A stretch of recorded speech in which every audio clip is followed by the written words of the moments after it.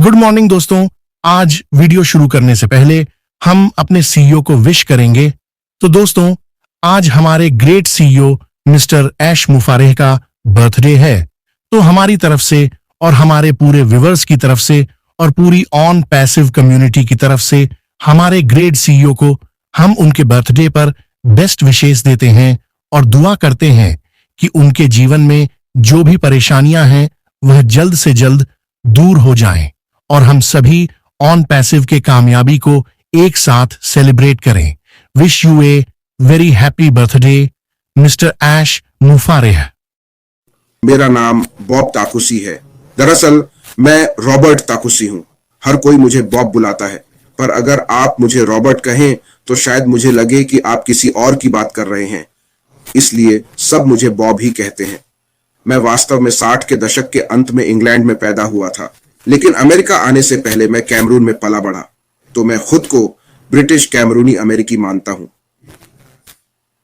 जन्म से ब्रिटिश, दिल से कैमरूनी और चुनाव से अमेरिकी। मैंने अपनी प्राथमिक और माध्यमिक शिक्षा कैमरून में शुरू की और मेरी उच्च शिक्षा का कुछ हिस्सा भी कैमरून में हुआ।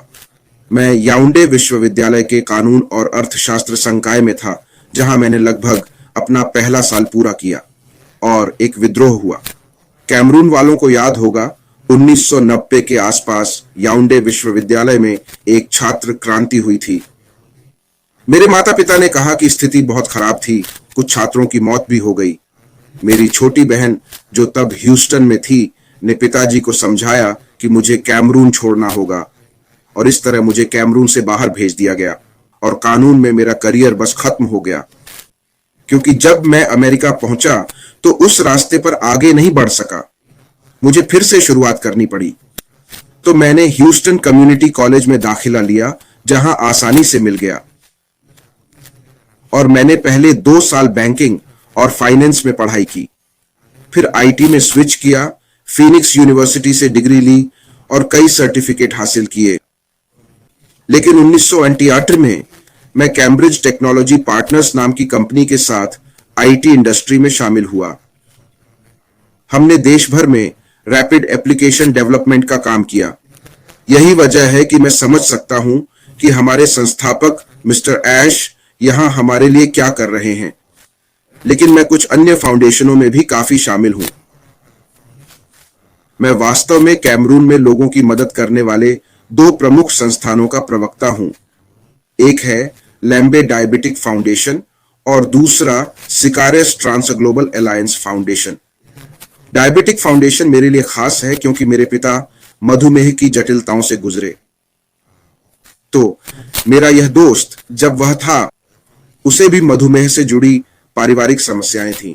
जब वह ये संस्थान शुरू कर रहा था, उसने मुझसे संपर्क किया और हम दोनों कैमरून गए और हमने वहां अपना काम शुरू किया। हमारे पास करीब 5 शहरों में छोटे क्लिनिक हैं जहां लोग आते हैं और वे अपना ब्लड शुगर, सिर्फ अपने ब्लड शुगर को जानने के लिए, फिर वे आगे बढ़कर अपने लिए उचित उपचार चुन सकते हैं। तो हमारे पास शायद 5 शहरों में है, लेकिन अभी इस कैमरून में मौजूदा स्थिति के कारण हम बंद हैं। हम अब सिर्फ एक शहर में काम कर रहे हैं, जो बोया है। हम बस टेस्ट स्ट्रिप्स और सामान भेज रहे हैं ताकि लोग आकर अपना ब्लड शुगर चेक करा सकें। और सिकारेस ट्रांस ग्लोबल अलायंस के लिए ये एक महिला फाउंडेशन है। वे दुनिया भर में लड़कियों और बच्चों की मदद करते हैं, उन्हें सशक्त बनाते हैं, छात्रवृत्ति देते हैं वगैरह। तो मैं उनसे बात करता हूं। मैं अक्सर उनकी ओर से बोलता हूं जब उनके फंडरेजर और ऐसे कार्यक्रम होते हैं। मैं वो शख्स हूं जो माइक पर होता है, लोगों से मदद मांगता है, क्योंकि ये काम वाकई जरूरी है। अनपैसिव में मेरा सफर काफी दिलचस्प रहा है। अगर याद हो तो वो अप्रैल के आसपास था। 26 अप्रैल 2020 को मैं अनपैसिव में शामिल हुआ, और याद हो तो वो कोविड की शुरुआत के आसपास था। कोविड अभी शुरू हुआ था और हम पहली बार घर से काम कर रहे थे। तो मैं यहां बैठा हूं, मैं सोच रहा था कि मैं खुद को कैसे बेहतर बनाऊं, क्योंकि मुझे पता था कि हम कुछ समय तक घर पर रहेंगे। तो मैं अपना एमबीए पूरा करने या कुछ सर्टिफिकेशन लेने के बारे में सोच रहा था, जो मैंने शुरू किया था पर जारी नहीं रखा। लेकिन फिर मेरा एक बहुत अच्छा दोस्त, हमारी पीढ़ीगत दोस्ती है, वह बोस्टन में रहता है। उसका नाम ऑनस्कर सेवेल है। उसने मुझे फोन किया और इस कंपनी के बारे में बता रहा था और वह वास्तव में चाहता था कि मैं, क्योंकि वह जानता था कि मैं आईटी क्षेत्र में हूं, वह चाहता था कि मैं आकर देखूं कि क्या मैं इसे समझकर उसे समझा सकता हूं। तो जब मैं अगले दिन आया तो मैंने मीटिंग में हिस्सा लिया। मैं बिल्कुल हैरान रह गया। मुझे जो जानकारी मिली उससे मैं अचंभित हो गया, लेकिन मेरे दिमाग में कुछ था। कुछ किताबों की वजह से जो मैंने पढ़ी थी, मुझे कुछ खटका। मुझे पढ़ना बहुत पसंद है। मैं पढ़ता था, किताबें बहुत पढ़ता था, कम से कम हर महीने एक किताब।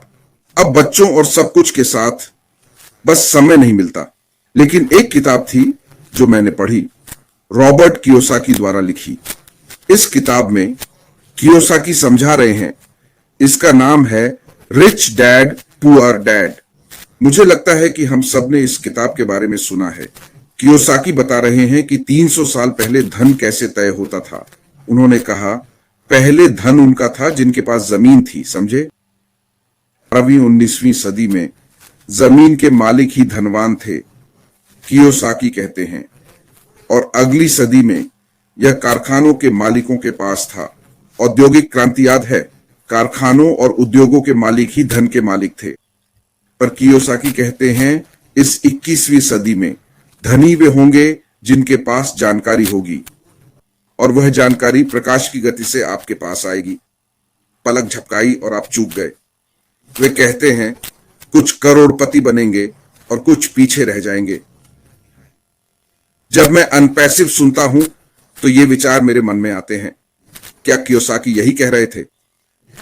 फिर अशरफ फराह आते हैं और पूछते हैं, जानकारी क्या है? जानकारी डेटा है। अब हम एक डेटा संचालित समाज हैं। कृत्रिम बुद्धिमत्ता सब डेटा है जिसे एकत्र, विश्लेषित और अध्ययन किया जाता है। तो डेटा महत्वपूर्ण है। डेटा ही पैसा है। अशरफ कहते हैं कि नई अर्थव्यवस्था में सदी की नई वस्तु डेटा है। अब मेरे दिमाग में सब कुछ समझ आ रहा है। मुझे लगता है यही वह जगह है जहां मुझे होना चाहिए। मेरे दोस्तों, जब मैंने पहली बार इस अवसर के बारे में सुना, तब मुझे यह समझ आया। 3 बातों ने मुझे यकीन दिलाया कि यह व्यक्ति अपने काम को लेकर गंभीर है। वह व्यवसाय की बात कर रहा है। वह उन सवालों के जवाब देने की कोशिश कर रहा है जो लोगों को परेशान कर रहे हैं। वह कुछ सवालों के जवाब या समस्या का समाधान खोज रहा है। वह कुछ समस्याओं का समाधान बनने की कोशिश कर रहा था। पहली बात, मुझे पता चला कि हमें भर्ती करने की जरूरत नहीं है। मुझे बेचना, लोगों से बात करना, सामान बेचना नहीं आता। मुझे नहीं पता कि अपनी सफलता के लिए दूसरों पर कैसे निर्भर रहूं। अगर आप मुझे कुछ करने को कहेंगे तो मैं करूंगा। मैं पीछे झुकूंगा, पत्थर उठाऊंगा, कहीं से दांत निकालूंगा, मैं यह कर दूंगा। पर जब सफलता के लिए किसी और पर निर्भर रहना पड़े तो वो मैं नहीं।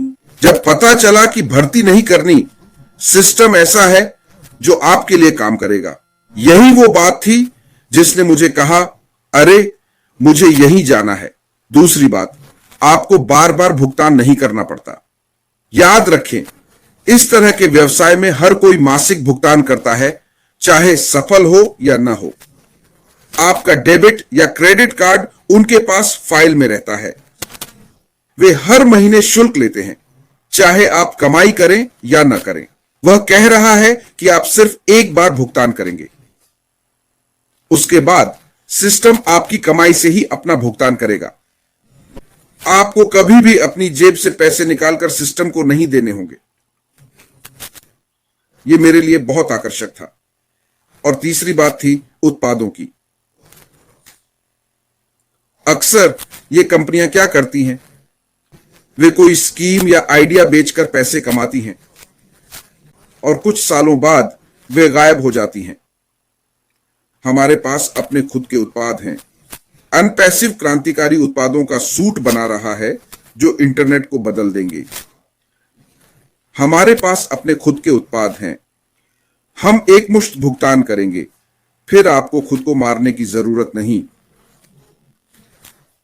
पर अगर आप चाहें तो ठीक है, हम कह रहे हैं, विकल्प आपका है। अगर आप लोगों से बात करके पहले से बिजनेस शुरू करना चाहते हैं तो बढ़िया, पर अगर नहीं तो सिस्टम आपके लिए वादा किया काम करेगा। ये मुझे बहुत आकर्षक लगा और मानो एक आईटी वाले के तौर पर भी। मैं बाहर आकर अपनी आवाज में जोर से चिल्लाऊंगा उन लोगों के लिए जो सुनना और विश्वास करना चाहते हैं, क्योंकि यह एक बार मिलने वाला मौका है जिसे खो देने पर फिर कभी नहीं मिलेगा। हमने लोगों को समझाना शुरू किया, हमने अपने विजेता बनाए। मैं, मेरा भाई ओलिवर फोंटे और कुछ अन्य लोग, मासीन, मेरी छोटी बहन और छोटा भाई। हमने ओविनाश बनाया जो एक रात 9 बजे का वेबिनार था उनके लिए जो काम से लौटते थे। हम समझाते थे। एक छोटा परिवार मंच बनाया जब तक कि वह बंद नहीं हुआ। फिर हीरोज में चले गए। तब भाई माटी ने हमें हमारे छोटे कोने में खोजा और हमें अज्ञात से बाहर निकाला और हमें इस इतिहास का हिस्सा बनने का सौभाग्य मिला जो बन रहा है। साथ ही ऑल पैसिव के साथ क्या हो रहा है उसकी प्रक्रिया समझाना। मुझे बहुत विश्वास है। मैं व्यक्तिगत और पेशेवर रूप से बहुत संतुष्ट हूं। मैंने बहुत कुछ सीखा है। अशरफ फराह ने मुझे पढ़ाई की ओर लौटाया। मैंने अपनी मास्टर्स डिग्री यानी एमबीए जारी नहीं रखा जो मैं आगे बढ़ाने वाला था। मेरे कुछ सर्टिफिकेट समाप्त हो गए हैं, लेकिन मैंने पिछले 4 साल में, मैं आपको बता सकता हूं कि मैंने जो ज्ञान हासिल किया है वो 2 पीएचडी से ज्यादा है जो मैंने अशरफ फराह और ऑन पैसिव से सीखा है, और जो पेशेवर अनुभव मैंने सीधे और परोक्ष रूप से अपने भाइयों, ओटेक प्रो साथियों और आप सभी के साथ काम करके प्राप्त किया है। भाई मार्टी, क्रिस, सभी से सीखा। माइक एलिस, रेड रेडफिन और उन सभी से जो इस अवसर को सामने लाए हैं। यह एक विशाल उपक्रम है और मैं कह सकता हूं कि मेरे पास ऑन पैसिव में पीएचडी है, इसलिए मैं बहुत उत्साहित हूं कि हम कहां हैं और कहां जा रहे हैं। मैं आपको बता सकता हूं कि अभी हम उस मुकाम तक पहुंच गए हैं। निष्क्रिय से अब वास्तविकता की ओर मुड़ रहे हैं। हम उस मोड़ पर पहुंच गए हैं जहां हम वास्तविकता की ओर बढ़ रहे हैं, और इसका कारण है कि अशरफ फराह ने कभी हार नहीं मानी। उन्होंने कभी हार नहीं मानी। मैं 20वीं सदी के महान वक्ता सर विंस्टन चर्चिल को उद्धृत करूंगा। उन्होंने कहा, सबक है कभी हार न मानना, और उन्होंने इसे 4 बार दोहराया। कभी हार मत मानो, कभी किसी चीज में हार न माने, चाहे वह बड़ी हो या छोटी, सिवाय सम्मान और विवेक के अपने विश्वासों के। कभी हार न माने, कभी हार न माने, सिवाय सम्मान और विवेक के अपने विश्वासों के। यह कहते हैं सर चर्चिल। अशरफ फराह ने कभी हार नहीं मानी और न ही हमने। तो मैं हमें अग्रिम बधाई देता हूं, क्योंकि हम उस वक्र को मोड़ रहे हैं। जैसे ही श्री यश लौटकर हमारा ओएस वापस लाएंगे, हम जानते हैं कि हम अब तेज गति से आगे बढ़ेंगे और कोई हमें नहीं रोक सकता। उन्होंने बताया कि हमारी नई अर्थव्यवस्था कैसी होगी। यह एक अलग खेल है। हम साथ मिलकर एक बड़ा परिवार बनाएंगे और फिर दुनिया में जाकर वही करेंगे जो अगर हम मिस्टर ऐश से पूछें तो वह कहेंगे आगे बढ़ाना। यही मैं करूंगा जब सब कुछ हो जाए और ऑन पैसिव हमें वह दे जो उसने वादा किया है। तब मैं सिर्फ कुछ संस्थाओं का प्रवक्ता नहीं बल्कि अपना लक्ष्य पा सकूंगा। मैं जान सकूंगा कि मैं कौन हूं, मेरा मूल्य क्या है, मैं यहां क्यों हूं, मेरा उद्देश्य क्या है। क्योंकि अशरफ फराह और ऑन पैसिव ने मुझे वह मौका और मंच दिया है जहां मैं अपना खुद का फाउंडेशन बना सकूं, जहां मैं दुनिया भर में सद्भावना का राजदूत बनूंगा। मुझे लगता है कि यही मेरा इस धरती पर मिशन है, और यह सिर्फ अशरफ फराह की वजह से संभव हुआ है। जब मैंने श्री ऐश से यह प्रस्ताव सुना, मैंने अनपैसिव क्या है देखे बिना ही साइन अप कर दिया, क्योंकि मुझे मिशन पर विश्वास था। मुझे पूरा यकीन था कि यह सच है। 3 बातें और भी थीं जो मेरे मन में चल रही थीं। पहला, यह अवधारणा अनोखी है। दुनिया में अनपैसिव जैसा कुछ नहीं है जो हम जानते हैं। एक कंपनी आ रही है जो शुरू से एआई युक्त उत्पाद बना रही है। हां, कुछ बड़ी आईटी कंपनियां मौजूद हैं। पता है क्या, वे 20-25 साल पहले बनी थीं।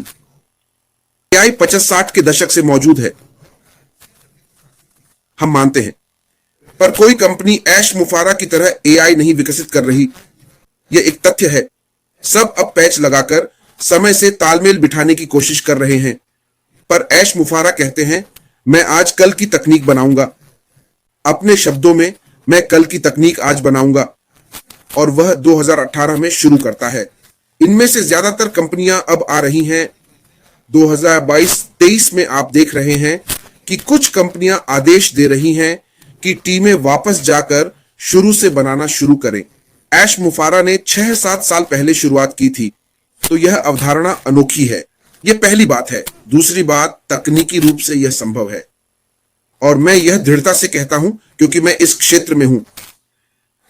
मैंने अपना करियर कैम्ब्रिज टेक्नोलॉजी पार्टनर्स नाम की कंपनी से शुरू किया। वे बोस्टन, मैसाचुसेट्स में स्थित थे।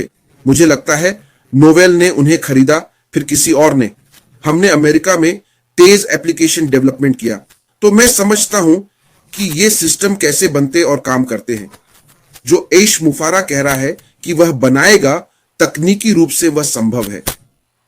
क्या यह आसान है? नहीं, यह आसान नहीं है, और यही हम देख रहे हैं। यह आसान नहीं है। और जब मैंने इसे पहली बार सुना तो लगा कि इसमें लंबा वक्त लगेगा, और यही हम सब पर्दे के पीछे कह रहे थे। हम जानते थे कि इसमें समय लगेगा। हम अभी एआई के पूरे प्रभाव को नहीं समझते हैं। तो कुछ चुनौतियां होने वाली थीं। वो आ रहा है। आप एक एकीकृत सिस्टम बना रहे हैं। कई एप्स एक जगह पर जुड़ रहे हैं। सिर्फ डिजिटल इंटीग्रेशन हब बनाना ही एक अलग कहानी है, और फिर ये सब एप्स, सिंगल साइन ऑन, ये एक बड़ा काम है जो श्री ऐश मेरे और इंडस्ट्री के दोस्तों के हिसाब से समय से आगे हैं। अगर देखें कि हम कहां हैं, हम कभी भी कुछ होने की बात कर रहे हैं। हम कह रहे हैं, हम पुष्टि कर रहे हैं कि ऐश मुफारा वाकई समय से आगे हैं। सारी परिस्थितियों और समस्याओं को देखते हुए वो समय से आगे हैं। तो दूसरी बात, ये तकनीकी रूप से संभव है। ऐश जो कह रहे हैं, नंबर 1, यह अनोखा है। ऐसा कुछ नहीं है जो ऑन पैसिव जैसा हो, जो हम जानते हो। मुझे चुनौती दें, मैं कहूंगा नहीं, ऑन पैसिव जैसी कोई प्रणाली नहीं आ रही। और तीसरा, लागत क्या थी, यह वास्तव में कितना खर्चीला था। तो ये सब जानते हुए कि मुझे किसी को भर्ती नहीं करना है, यह जानते हुए कि मैं सिर्फ एक बार भुगतान करूंगा, यह जानते हुए कि उत्पाद मौजूद है, वे वास्तविक उत्पाद हैं जो श्री ऐश द्वारा विकसित किए जा रहे हैं। ऐश, मैंने कहा, ठीक है, मैं अपनी भूमिका निभाऊंगा। मैं अपनी भूमिका निभाऊंगा। मुझे इस अवसर को ज्यादा से ज्यादा लोगों तक पहुंचाकर अपनी भूमिका निभानी है। मैं मूल रूप से अफ्रीकी हूं, तो मेरी सोच थी, मैं कैसे मदद करूं, मैं कैसे सशक्त करूं, मैं यह संदेश पहले अपने अफ्रीकी समुदायों तक कैसे पहुंचाऊं। क्योंकि हमने देखा कि हम दुनिया भर में अपने घरों और कार्यालयों में बैठे थे। हमने फेसबुक नाम की कोई चीज देखी, हम उसमें कूद पड़े, हमने उसका इस्तेमाल शुरू कर दिया। उससे पहले गूगल था, हम गूगल में कूद पड़े, हमने गूगल का इस्तेमाल शुरू कर दिया। उससे पहले अमेजन और फिर जूम था, हमने बस उन्हें देखा। वे आए और हम अफ्रीकियों से बात की, उसमें हमारा कोई हिस्सा नहीं था। फिर ऐश मुफरे आते हैं और हमें इस क्रांतिकारी नवाचार का हिस्सा बनने का मौका देते हैं। मैंने कहा कि मैं किसी भी व्यक्तिगत या पेशेवर नुकसान की परवाह किए बिना अपने आराम क्षेत्र से बाहर निकलूंगा। कह सकता हूं, इतिहास, जिसे सबसे महत्वपूर्ण इंसान मानता है जो कभी इस धरती पर आया, उसके प्रभाव की भयावहता के आधार पर जो निष्क्रिय होने वाला है, न सिर्फ उसके उत्पादों के उपयोगकर्ताओं के लिए बल्कि हम सबके लिए भी, आप और मैं, पूरी मानवता के लिए, हमारे लिए, मानव जाति के लिए। यह कहकर मैं उत्साहित हूं और अगली चाल की प्रतीक्षा कर रहा हूं। ध्यान केंद्रित रखें, तैयार रहें, क्योंकि हम ठीक हैं। जैसे मेरे भाई ऑलिवर फोर्ड्स हैं, मैं इसे आपको भाई क्रिस और मैरी को वापस भेजता हूं।